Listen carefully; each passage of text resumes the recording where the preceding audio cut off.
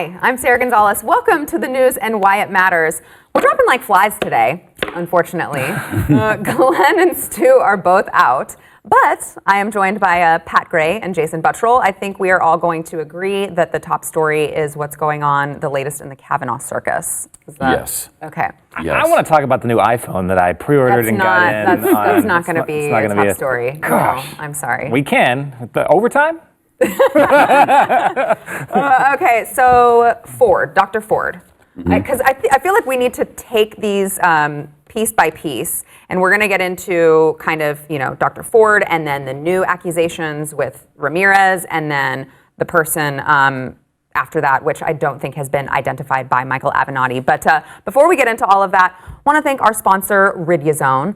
I am a big believer in Riduzone because, as most of you know, I used to be large and in charge. No way. Oh, that's not you. Yeah. On the left? Totally me. Yes, the giant. Oh my gosh. You didn't know that the number 10 came in that size font, but it actually does.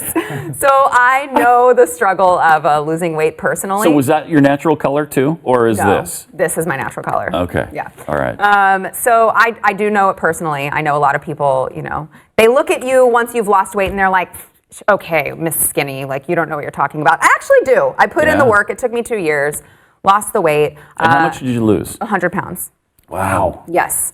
So, yes. But even after you lose the weight, you still crave, Yeah, you want to get back to your old eating habits. Yeah, exactly. Riduzone really helps with that. It really does. I mean, junk food it's an addiction, So Riduzone gives you that extra metabolism boost. And it helps you feel more full, so you're not just constantly natural, which I like a lot. Yeah, it's just the good molecule in olive oil, and they've put it into a supplement. And by the way, it's $1.39 a day. So if you log on there and you're thinking, oh my gosh, this is expensive for a 3-month supply. Okay, you're paying $1.39 a day to invest in your health. That's nothing. You spend more than that at Starbucks. So get 30% off a 3-pack of bottles, which is a 3-month supply. You can go to riduzone.com and use promo code TheBlaze. And for those of you podcast listeners, that's riduzone.com. All right, Kavanaugh. So Dr. Ford. There was this back and forth. She's not going to testify. She is going to testify, but only under a certain set of rules. What is she? What's even going on now? She's still supposed to testify now, right? Thursday. But she doesn't like to fly, so they're driving across the country to be there on time. She doesn't like to fly except to Hawaii multiple times for surfing trips. Good gosh. Well, those were important. This is not as important. Right. Oh, come on. It's only about the future of the republic, so don't even worry about that. Right. They've sought out so many of her friends and his friends from that time period and the people who she said were supposedly there. To a person, they denied it happened. They can't get any corroboration on either of these women that have come forward so far. And we're not up to the second accusation yet, but in that case, they've gone to several dozen people, and not one of them has any recollection that this ever happened. Not only do they not have the recollection, but they also, a lot of them have come out and said that doesn't sound like him at all. Yeah. And I've gone back and forth on this. Last week I was like, okay, let's get her in, let's testify. She has to testify and at least be under oath and say what happened. Now I'm like, no. I don't even think she belongs in that room in front of the committee. I don't. Like, if you have some corroborating witnesses, okay, you belong. Right. If you have tangible evidence, something that's that proves your case, that's another thing. You have neither. So this wouldn't go in a regular court of law. You literally, they get laughed out of the courtroom. He's like, why did you bring this to the judge would say, why did you bring this to me? No evidence? Right. No evidence and no witnesses whatsoever. She does not belong in that room. Well, and some people would say, those in support of her would say, well, I mean, what evidence do you expect her to have? It happened over 35 years ago. Okay, well then in some cases, you just don't get to say it without evidence and be believed. I mean, I know that happens to some women, and I know that there are women who, it really did happen to them. They're not making it up. But that's just that's just life. I mean, you cannot just expect to be believed with no evidence. Can she provide she said that the one time she talked about this was in counseling or something like that. But was Kavanaugh's name ever mentioned in that? I don't remember. No, it wasn't. And she said that there were 4 people, and her therapist notes indicated that there were 4 people in the room. And then when she said it earlier, just now, recently, it was only 2 people, supposedly he and Judge. So and her. Yes, yeah, but two other, right? Just the 3 of them, 2 boys present.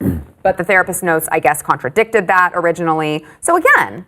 Stories change. Yeah, there's contradictions. The stories change. It's there are studies that show that your memory is not something that you can rely on, 3 decades later, almost 4 decades later. To me, maybe the worst part of this is the anti-American sentiment from the Democrats that she has a right to be believed immediately with no proof, with no corroboration, that we should just automatically believe her. Based on what? First of all, the accused always gets the assumption of innocence, not an assumption of guilt. It's so un-American from start to finish on this situation that, and they don't seem to have any recognition of that. Yeah. They don't even acknowledge the fact that there's a presumption of innocence for an accused person, but they hate Kavanaugh so bad because he's a Trump appointee or nominee that I think they've lost all sight of reason. Have you been keeping up with what Representative Hirono has been saying? Yeah, from Hawaii. Yeah. So just today, she said about Republicans that they cannot get their arms around the fact that women do not make these things up. And they just want to obfuscate by calling it politically motivated. It's because they can't face the truth. Women do not make these things up. Of course they can. They do. Ask the Duke lacrosse players. Right. Ask the family of Emmett Till. I mean, ask who was it that you mentioned earlier? Rodney Anderson, the football player from Oklahoma. Do you remember that? This was like this was like 6 months ago or something like that. But he was completely absolved. Didn't happen.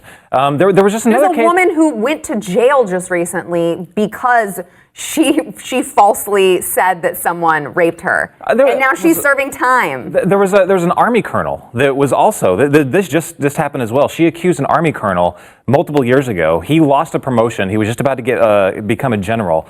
Then he could not. He lost that promotion, and his life was ruined. And a judge actually agreed with him and then awarded him $8.4 million in compensation. Wow. She completely fabricated the story. So, of course, this happens all the time. Yeah. I was looking at a study that used FBI data that showed it took place between 2006 and 2010, and each year they logged at least 4,400 to 5,100 false rape allegations each year, and those are the ones that they found out. Wow. Right. So and there's much more motivation in this case because it's political. Exactly. Yeah.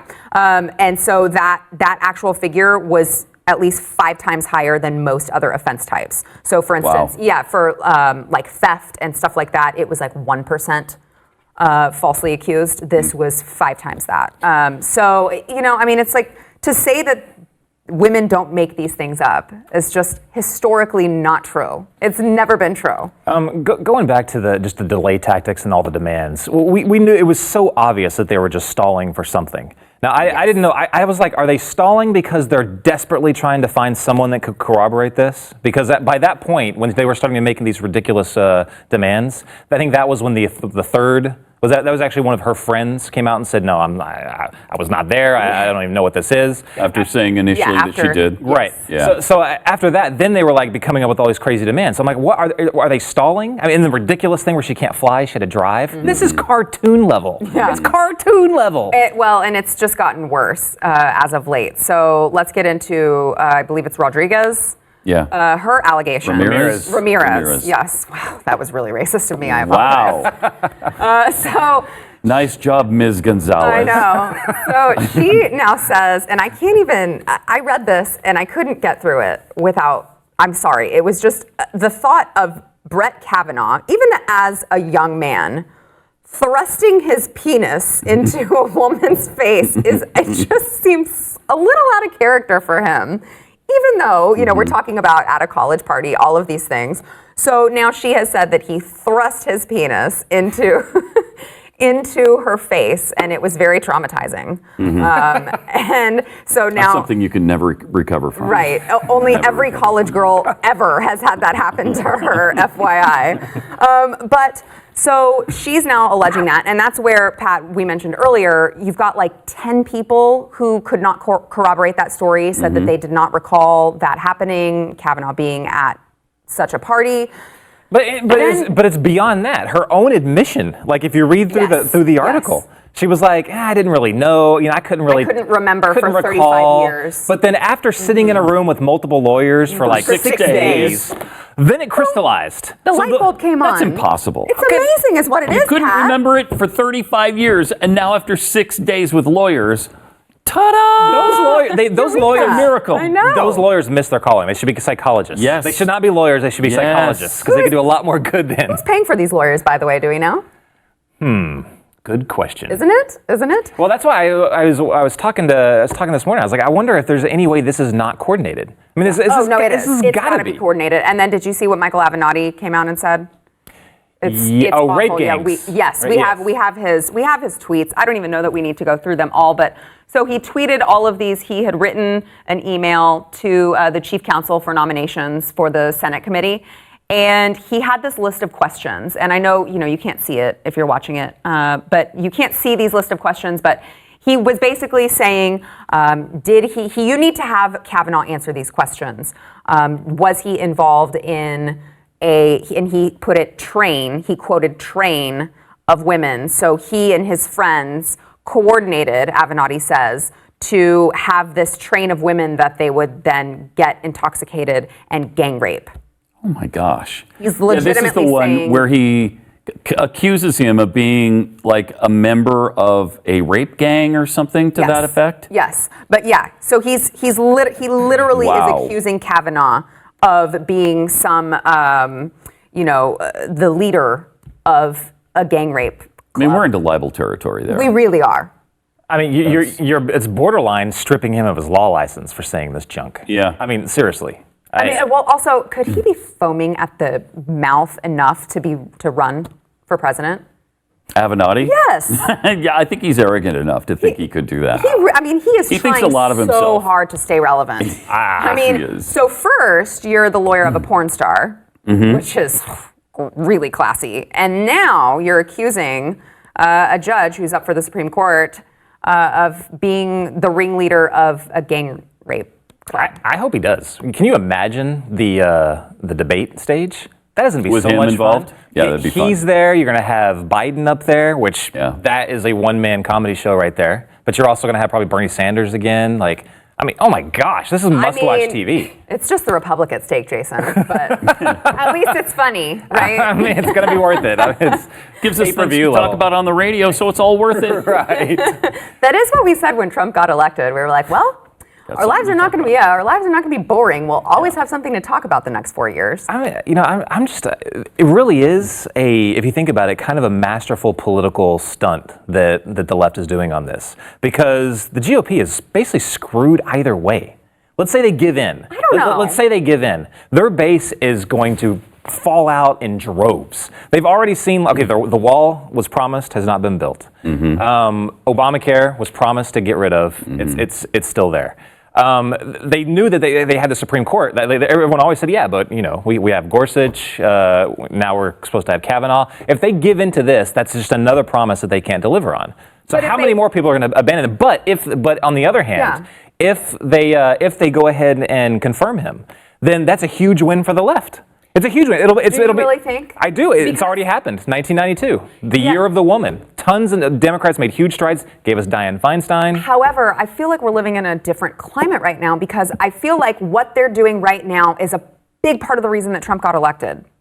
Do you not? I mean, we've got this fringe left who's just, facts don't matter, the truth doesn't matter, they're just throwing out accusations, and, we have to be super PC and super, feminist culture where we believe all women. I feel like a lot of that is why people, even Democrats, voted for Trump. So I wonder if we're living in a different climate now where the GOP will not take a hit for saying, this isn't, no, we're not buying into this. It's not real. We're going to, go by the rule of law, and we're going to do things the right way, and we're not going to let this, stall us. No, I agree, but I think that it's so polarized and so tribalized now that it just further pushes everybody into their corner. Yeah. So I think that there is a huge, scary majority now that are radical left.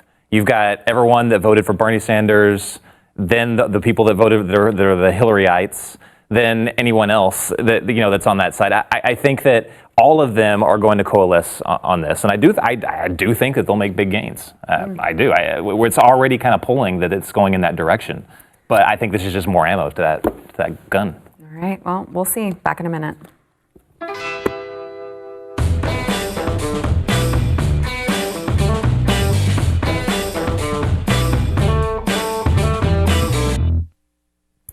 So you know how with Kavanaugh, you've got, you could say, my sister's brother's cousin's uncle's friend heard once that Kavanaugh was like a really big gang raper, and then we're all supposed to believe it, even though that's not really credible.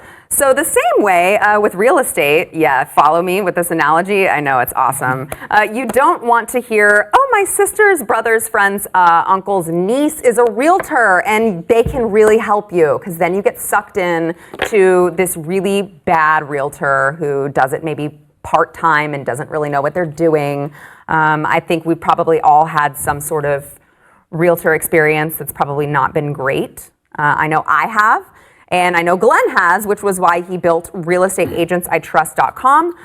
So they go in, and he has his team, and they personally vet all of these people. So, their track record, their skill, they share your values, because oftentimes they're listeners of the show. So you know what you're getting. You don't want the Kavanaugh accuser's way. You want realestateagentsitrust.com. So if you're just looking to sell your home, or you want the most for your money, go to realestateagentsitrust.com. They can help you. That is realestateagentsitrust.com. All right, Jason, you wanted to point out one other thing on this whole Kavanaugh circus. I did, but that was a masterful transition. I got to give you props on that one. Thank you. Kind of blew my concentration. I can't top that, but I'll try. Going back to Kavanaugh, the hypocrisy around the left. And I mean, we didn't even talk about Ellison and his accuser bringing up, she actually showed evidence that she names Ellison specifically in a medical report. And they don't believe her at all. Don't believe her at all. There's no right to be believed by her. It's not even not believing her. They've completely isolated her and shunned her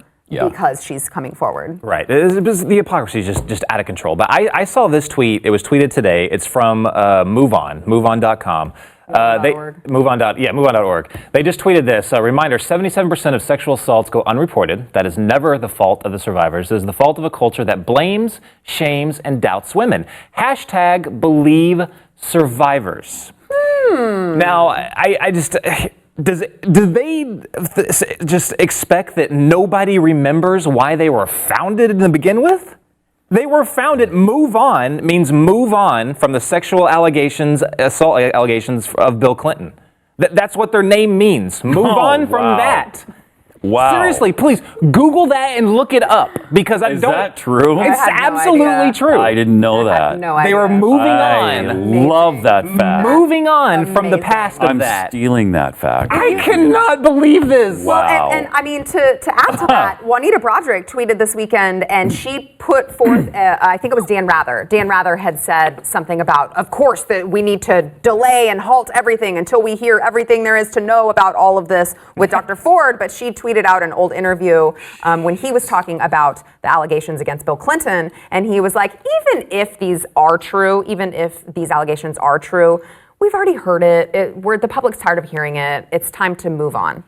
My gosh. He said the same Wow. thing. My gosh. Yeah. Wow. All right, so the O'Rourke and Cruz debates. Yeah. Remember, we can't say that his nickname here. It's just O'Rourke and Cruz debates. We're over the weekend. Robert, that's his first name, right? Robert Francis. Bob. Yeah. Go with Bob. Yes, yeah. Bob Francis O'Rourke and Cruz debates were this weekend. How did you think Cruz did, Pat? I thought he won.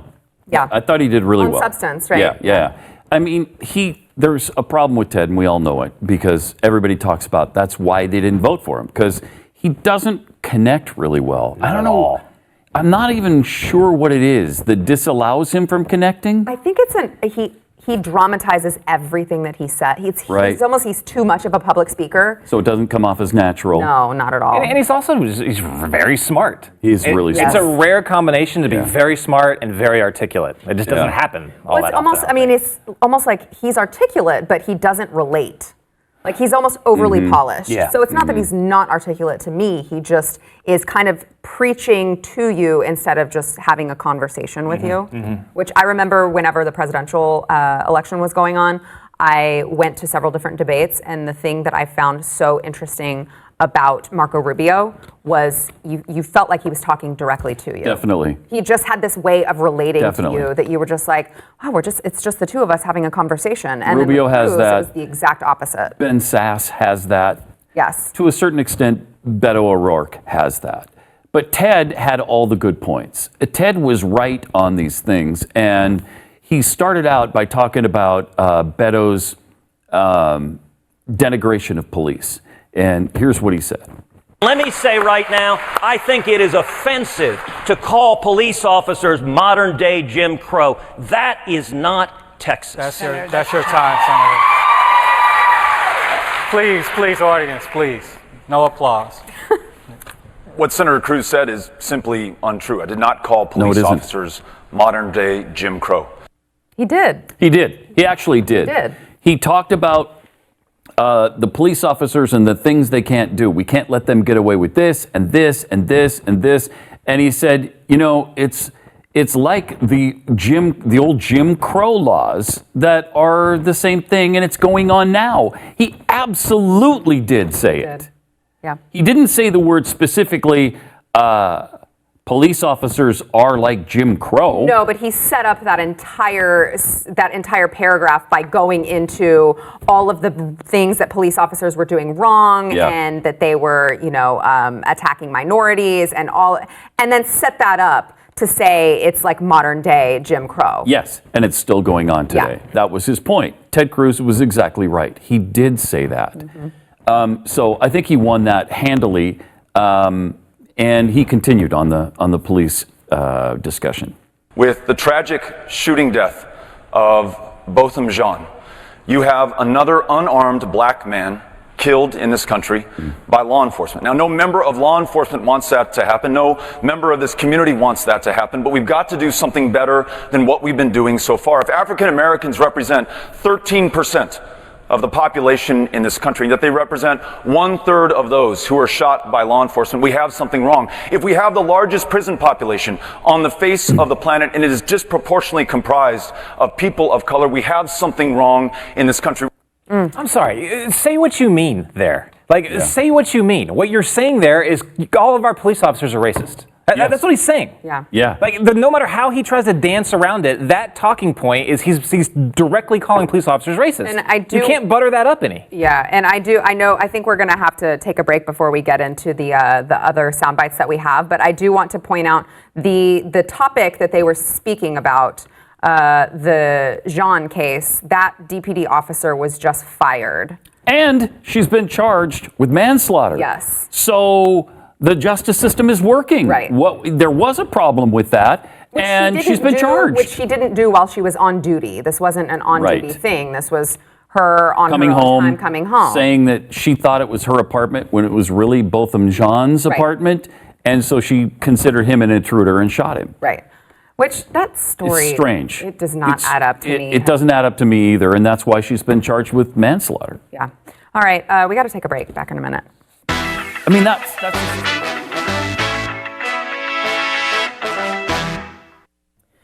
Have you guys gotten your tickets yet to Glenn Beck's Addicted to Outrage tour? every city. For Every I'm city? going in every city. You're That's a how groupie, big a fan Pat. I am. You're Yeah. a groupie. Oh, yeah. So he's going to be here in Texas, San Antonio, Houston, and Dallas, October 25th through the 27th. So you guys make sure to grab your tickets.